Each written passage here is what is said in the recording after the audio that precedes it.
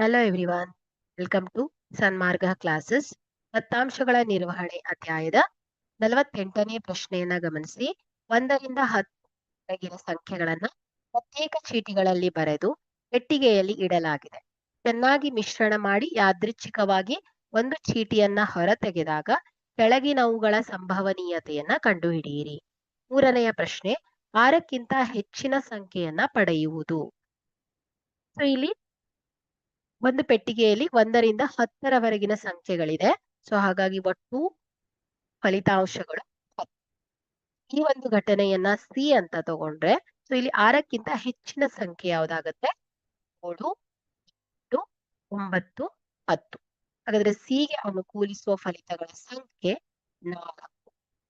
So C ಇದರ ಸಂಭವನೀಯತೆಯನ್ನ ಲೆಕ್ಕ ಹಾಕಿದಾಗ, ಸೊ ಅನುಕೂಲಿಸುವ ಫಲಿತಗಳ ಸಂಖ್ಯೆ ಡಿವೈಡೆಡ್ ಬೈ ಒಟ್ಟು ಫಲಿತಗಳ ಸಂಖ್ಯೆ. ಸೊ ಇದನ್ನ ಸಿಂಪ್ಲಿಫೈ ಮಾಡಿದ್ರೆ 2 ಡಿವೈಡೆಡ್ ಬೈ 5. 6ಕ್ಕಿಂತ ಹೆಚ್ಚಿನ ಸಂಖ್ಯೆ ಪಡೆಯುವ ಸಂಭವ 2/5 ಆಗಿದೆ. Thank you.